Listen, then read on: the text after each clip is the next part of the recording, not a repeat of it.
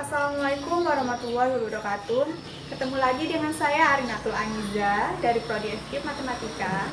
Dan saya Lailatul Mukarramah juga dari Prodi Pendidikan Matematika. Kelompok kami ingin mengucapkan minal aidin wal faidin. Mohon maaf lahir dan batin. Video kali ini saya akan menjelaskan tentang sifat-sifat turunan lebih tinggi untuk menempuh mata kuliah analisa vektor. Dosen pengampu Butri Novita Irawati, SPD, MPD. Kemudian saya akan menjelaskan materi tentang medan vektor dan medan skalar. Let's get started. Don't forget like, comment, subscribe, and share your friend. Tonton video ini sampai habis ya, dan jangan di skip-skip.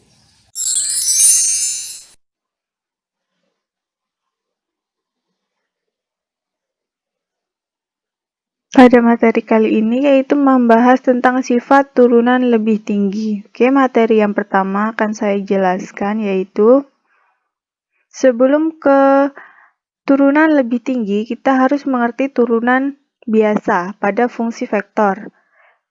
Terdapat persamaan yaitu ketika R sama dengan XI plus YJ plus ZK dan X sama dengan XU, Y sama dengan YU, dan Z sama dengan ZU. Di mana U adalah suatu skalar, maka diferensiasi atau turunan R terhadap U, dr vektor diturunkan terhadap du, sama dengan dx per du kali I plus X di per du plus dy per du kali J plus Y kali dj per du plus dz per du kali K plus Z kali dk per du. Sistem koordinat kartesian X, Y. Kita lihat pada gambar ini, terdapat suatu vektor, di mana X dan Y-nya itu tetap pada sumbu vertikal dan horizontal. Vektor satuan arah, sumbu X dan arah sumbu Y selalu tetap kapanpun dimanapun tidak bergantung posisi dan waktu. Karena IJK dalam sistem koordinat kartesian adalah konstan, tidak bergantung pada posisi dan waktu, maka turunan R terhadap U biasanya pada variabel ruang, di mana turunan DI terhadap DU itu sama dengan 0, dj per du juga 0, dk per du juga 0. Oleh karena itu, persamaan terakhir kita peroleh dr per du sama dengan dx per du kali I plus dy per du kali J plus dz per du kali K. Kita lihat kembali yaitu vektor di mana pada sistem koordinat polar r, θ, vektor satuan arah r dan arah θ tidak tetap bergantung posisi. Sifat-sifat turunan biasa fungsi vektor jika A, B, C merupakan fungsi-fungsi vektor dari sebuah skalar T yang diferensiabel dan C sebuah fungsi skalar dari T yang diferensiabel. Maka 1. D per dt dikali A plus B sama dengan dA per dt plus dB per dt. Yang kedua, D per dt A dot B sama dengan A dot dB per dt plus dA per dt dot B. Yang ketiga, D per dt A cross B sama dengan A cross dB per dt plus dA per dt cross B. Yang keempat, D per dt C A sama dengan C dA per dt plus dC per dt kali A. Yang kelima, D per dt A dot B cross C sama dengan A dot B cross DC per DT plus A dot DB per DT cross C plus DA per DT dot B cross C. Begitu pula pada sifat yang keenam.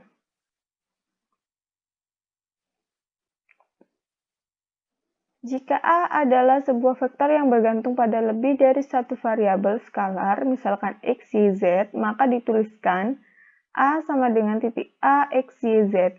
Maka A dapat diturunkan secara parsial terhadap X, terhadap Y, terhadap Z, dengan menggunakan variabel bebas lainnya konstan. Jadi, ketika dia diturunkan, turunan A terhadap turunan X sama dengan turunan A per turunan X, di mana Y, Z-nya konstan.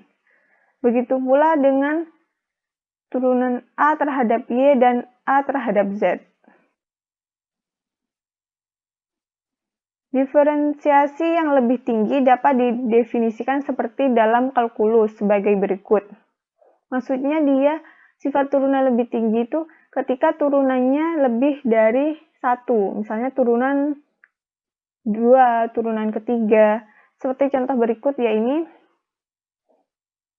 Dia turunan terhadap A ke X, di mana dia pangkat 2, berarti dia turunan kedua. Baik X, Y, Z. Berikut ini ketika dia diturunkan A terhadap X dan Y. Yang terakhir yaitu turunan ketiga, karena dia pangkat 3. Berikut sifat turunan parsial. Misalkan A, B fungsi-fungsi vektor, dan C adalah fungsi skalar X, Y, Z, dapat diturunkan terhadap ketiga variabel. Yang pertama, turunan terhadap X, A plus B. Yang kedua, turunan terhadap X, C, A. Yang ketiga, turunan terhadap X, A dot B. Yang keempat, A cross B. Yang kelima, yaitu dia berordo 2, tapi A dot B. Mengikuti aturan-aturan yang mirip dengan kalkulus. Jika vektor A berarti sama dengan A1 kali I plus A2 kali J plus A3 kali K, maka turunan vektor A sama dengan turunan vektor A1 kali I plus turunan vektor A2 kali J plus turunan vektor A3 kali K. Yang kedua yaitu turunan A vektor dot B vektor. Yang ketiga, turunan A vektor cross B vektor. Yang keempat, ketika titik vektor A sama dengan vektor A, X, Y, Z. Oke, kita langsung saja ke contoh soal. Untuk lebih mengertinya materi yang kita jelaskan tadi, yaitu sebuah partikel bergerak sepanjang kurva X sama dengan 2T kuadrat, Y sama dengan T kuadrat min 4T, Z 3T min 5, di mana T adalah variabel waktu. Tentukan komponen kecepatan dan percepatan pada saat T sama dengan 1. Dalam vektor arah, A sama dengan I min 3J plus 2K. Penyelesaiannya yaitu pertama kita kecepatan, yaitu dilambangkan dengan V vektor, sama dengan dr per dt. R-nya kita ketahui 2T kuadrat I plus T kuadrat min 4TJ plus 3T min 5K. Kita masukkan R-nya, kemudian kita turunkan terhadap T atau terhadap waktu. Kemudian kita peroleh yaitu 4TI plus 2T min 4J plus 3K. Kita balik lagi ke slide sebelumnya. Cara menurunkan dr per dt di sini yaitu pangkat 2 ini, T kuadrat, pangkatnya dikalikan dengan 2 yang di depan ini. Kemudian pangkatnya dikurangi 1. Begitu pula dengan seterusnya. Sehingga kita peroleh 4TI plus 2T min 4J plus 3K. Kemudian kita masukkan yaitu T sama dengan 1. Kita peroleh percepatannya yaitu 4I min 2J plus 3K. Untuk mencari komponen kecepatan yaitu kita ketahui rumusnya vektor V dot U satuan. Di mana rumusnya vektor U satuan yaitu vektor A per panjang vektor A. Vektor A-nya I min 3J plus 2K. Untuk panjang A-nya, kita kuadratkan koefisien dari IJK. IJK-nya sendiri kita kuadratkan yaitu hasilnya 1. Perkalian yang kita ketahui dari cross dot itu kan ada 0 dan 1. Kemudian sama dengan I min 3J plus 2K per akar 14. Komponen kecepatan dari vektor A yaitu vektor V dikali vektor satuan A. Yaitu hasilnya 16 per akar 14. Kemudian yang pertanyaan kedua yaitu kita mencari percepatan dan komponen percepatan. Kita ketahui percepatan dilambangkan dengan A, karena ini sebuah vektor, jadi A vektor sama dengan dV vektor per dt. Kemudian kita masukkan persamaan V-nya, kita turunkan terhadap T. Ingat, dalam rumus diferensial, cara menurunkan yaitu pangkat dikalikan koefisien, pangkat dikurangi min 1. Jadi di sini T pangkat 1 dikali 4 tetap 4 dan 1 pangkatnya dikurangi 1 jadi pangkat 0. Jadi T-nya tinggal 1. Seperti ini. Kita peroleh 4I plus 2J percepatannya. Kemudian kita masukkan ke dalam T sama dengan 1 karena di sini sudah tidak mengandung T. Jadi tetap percepatannya 4I plus 2J. Untuk mencari komponen percepatan, vektor A dot vektor U satuan. Jadi diperoleh hasilnya min 2 per akar 14. Contoh yang kedua, yaitu diketahui persamaan B sama dengan sin TI plus cos TJ plus TK, carilah A turunan B terhadap T, yang B adalah turunan kedua B terhadap T, yang ketiga panjang turunan pertama, yang terakhir yaitu panjang turunan kedua. Kita peroleh yang pertama dB per dt, di mana B-nya kita masukkan persamaannya terhadap D per dt. Kemudian D per dt kali J, D per dt kali K. Kemudian kita turunkan sin T terhadap T, kita peroleh cos TI. Cos T ini kita turunkan terhadap T, kita peroleh min sin T kali J.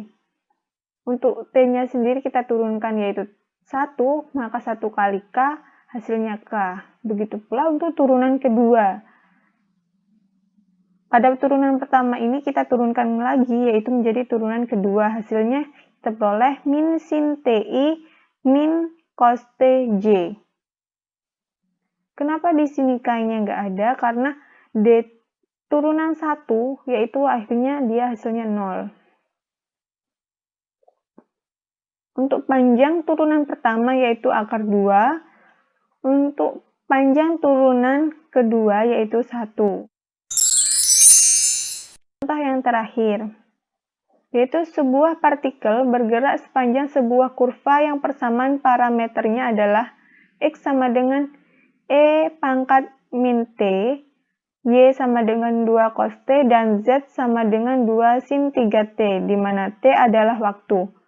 Yang pertama, tentukan kecepatan dan percepatan sembarang saat.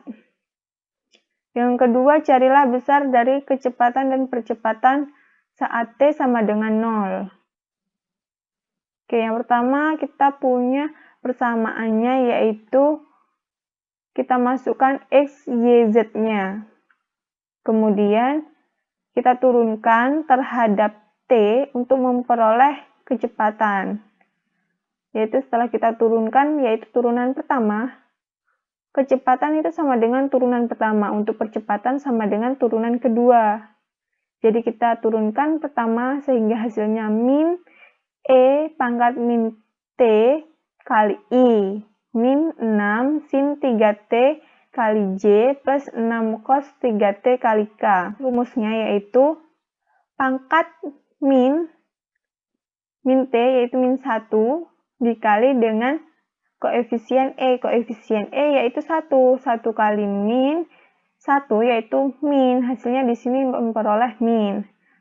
Pangkatnya tetap karena dia sebuah konstanta. Jadi dia dikalikan dengan E pangkat min T-nya lagi.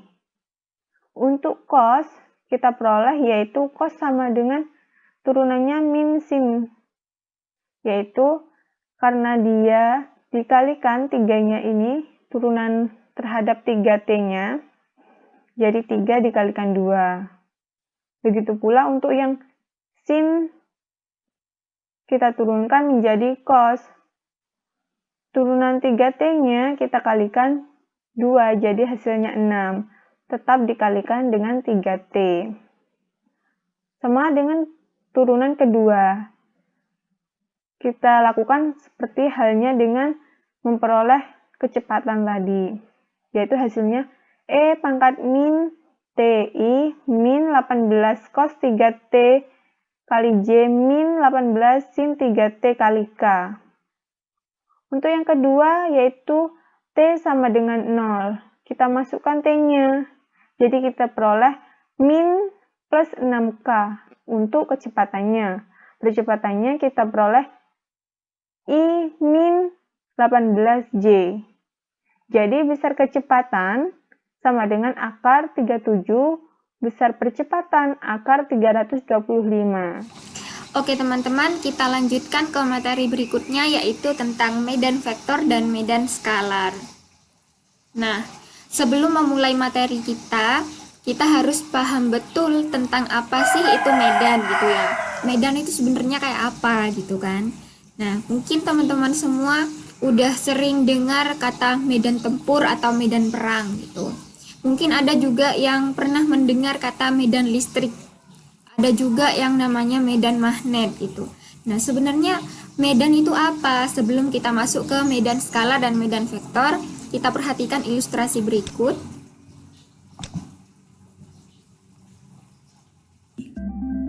Seperti yang kita ketahui, bumi memiliki banyak lapisan, mulai dari kerak bumi, mantel bumi, hingga inti bumi. Nah, inti bumi yang terdiri dari besi dan nikel inilah yang menghasilkan medan magnet bumi. Tapi, jika kita melihat lebih detail lagi, bagian inti dalam memiliki suhu yang sangat panas. Tentunya kalian gak perlu kompor untuk masak mie instan di sini. Suhu dan tekanan yang sangat tinggi membuat besi dan nikel di inti luar mencair, karena panas yang merambat naik dari inti dalam bumi. Proses ini disebut juga dengan proses konveksi. Selain menyebabkan besi dan nikel di inti luar mencair, proses konveksi juga menyebabkan partikel besi dan nikel cair tersebut bersirkulasi dan bergesekan satu sama lain. Coba, siapa sih yang bisa bertahan dengan suhu sepanas itu? Sirkulasi partikel besi dan nikel inilah yang kemudian menghasilkan medan magnet yang sangat kuat, yang bisa mempengaruhi berbagai macam. Nah, kita skip dulu, kita perhatikan di sini. Video ini berkata hasil dari panas pada inti bumi itu akan menghasilkan medan magnet. Ini ya, medan magnet itu ini titik-titik atau garis putus-putus ini dinamakan medan magnet. Artinya di daerah ini atau pada titik-titik ini, titik putus-putus ini banyak sekali gaya magnet gitu, sehingga dapat menarik benda-benda luar angkasa untuk mendekat ke ini ke arah medan magnet ini gitu kan ya. Jadi artinya medan itu kayak suatu daerah gitu, dimana di dalamnya ada unsur-unsurnya, entah itu magnet, entah itu listrik. Kalau medan listrik berarti di daerah ini atau di titik-titik ini itu banyak mengandung arus listrik kayak gitu. Nah, lalu medan skalar dan medan vektor itu seperti apa? Nah, kita simak definisi berikut.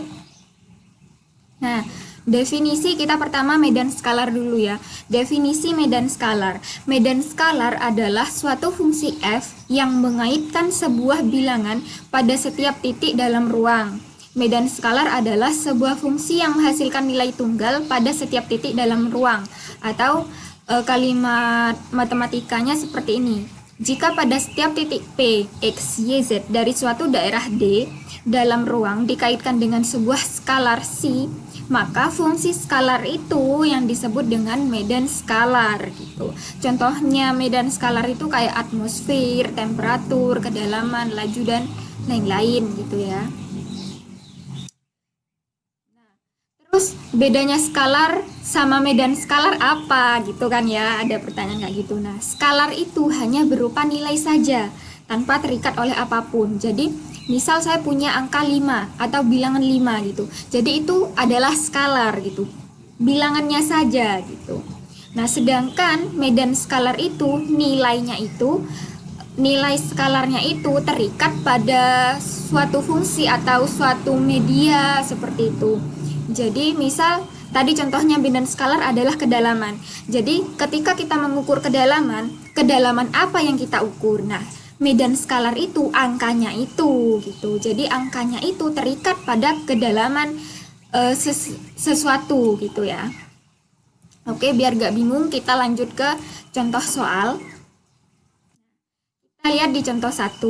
Tentukan medan skalar fungsi f x y sama dengan min 2y plus x kuadrat di titik 1,2 dan di titik min 2,1. Oke. Penyelesaiannya gampang aja. Kita masukkan titik-titiknya ini ke dalam fungsi gitu. Kita substitusikan. Jadi f12 berarti fungsinya min 2 dikalikan y dikalikan 2 plus x kuadrat gitu ya, plus 1 kuadrat gitu. Sama dengan ini min 4 ditambah 1 berarti min 3 gitu ya. Begitu pula dengan yang f min 21. Jadi kita substitusikan ke dalam fungsinya, ketemu hasilnya adalah 2. Jadi medan skalar fungsi x, y sama dengan min 2y plus x kuadrat di titik itu adalah min 3 dan 2. Sama dengan apa yang saya jelaskan barusan, misal kedalaman sungai apa gitu ya, sungai Amazon misalkan. Kita akan mengukur kedalaman sungai Amazon gitu misal. Jadi kedalamannya itu berapa? Nah, itu medan skalarnya. Jadi berupa angka atau berupa skalar gitu ya. Oke. Kita lihat di sini gambar kurvanya di contoh soal 1 tadi. Kalau kita representasikan ke dalam koordinat kartesius akan menjadi seperti ini. Karena tadi itu kan fungsi dua peubah ada f, x, y gitu. Jadi bentuk kurvanya nanti akan membentuk polar, medan polar gitu ya. Berupa 3 dimensi. Jadi tadi itu di titik 1,2 dan min 2,1. Jadi misal itu gini kawan-kawan. Jadi misal x-nya 1,2 gitu ya, x-nya 1, y-nya 2, misal di sini titiknya.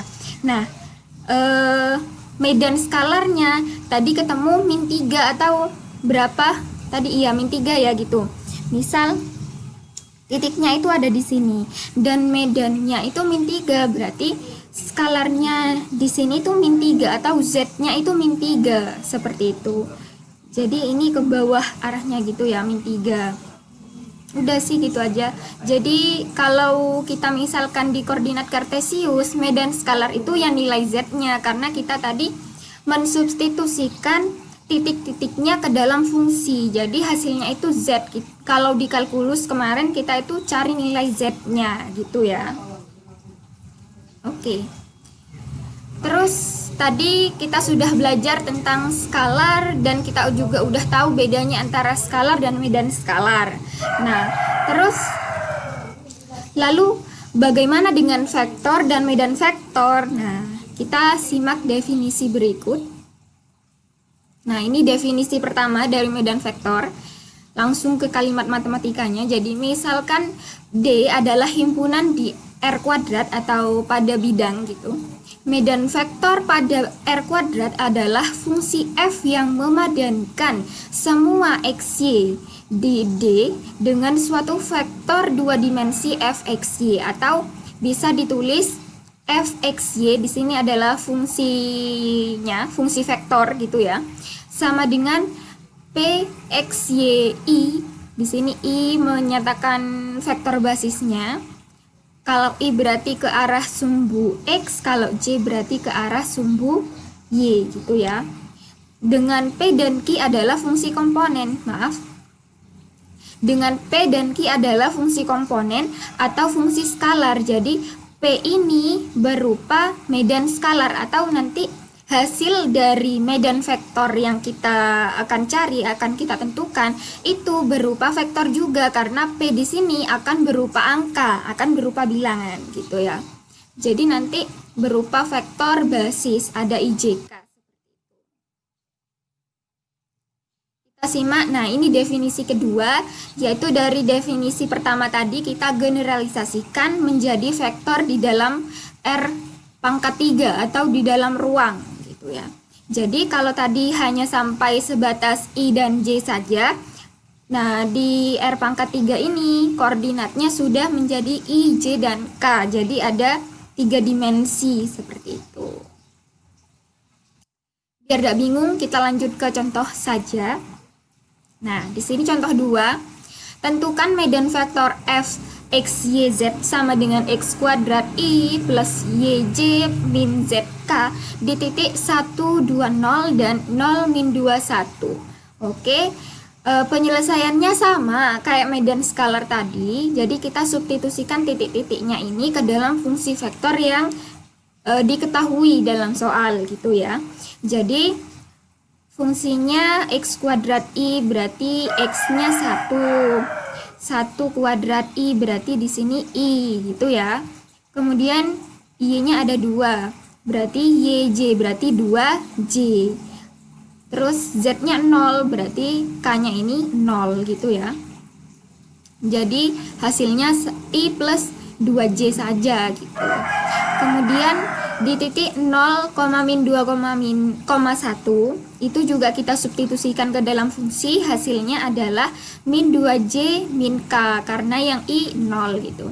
Jadi kesimpulannya medan vektor f x y z sama dengan i x kuadrat i plus yj min zk di titik tersebut adalah i plus 2j dan min 2j min k, seperti itu. Jadi hasilnya juga berupa vektor kalau medan vektor. Kalau yang medan skalar hasilnya berupa skalar, sama dengan yang saya jelaskan di awal-awal tadi. Kalau medan magnet berarti di daerah itu atau di titik-titik itu banyak mengandung gaya magnet, atau di medan listrik banyak mengandung arus listrik gitu ya. Begitu pula dengan medan skalar dan medan vektor. Jadi medan skalar dan medan vektor di titik-titik itu atau di titik-titik dalam ruang apapun itu, kalau medan vektor berarti di situ banyak mengandung vektor, di titiknya itu banyak mengandung vektor gitu ya, atau banyak mengandung skalar pada medan skalar gitu. Kita lanjut, saya punya contoh ketiga. Nah, gimana caranya kita merepresentasikan medan vektor ini ke dalam koordinat kartesius gitu ya. Jadi gambarkanlah medan vektor f x y sama dengan min y i plus xj pada titik-titik ini. Ini yang 2 dimensi hanya pada bidang gitu. Oke, penyelesaiannya pertama kita substitusikan dulu titik-titiknya ke dalam fungsi itu ya. Jadi f10 di titik 10 sama dengan min 0 i yi min 0i plus 1j. Jadi hasilnya hanya vektor j saja gitu ya. Kemudian yang F22 juga gitu, kita substitusikan menghasilkan min 2i plus 2j. Kemudian yang F03 juga kita substitusikan menghasilkan vektor min 3i seperti itu. Jadi bagaimana kita merepresentasikannya? Nah, seperti ini. Jadi kita cari dulu, tentukan dulu di mana titiknya, letak titiknya. Pertama di F10, berarti di sini. F10 di sini, titik 1,0 gitu ya, di sini.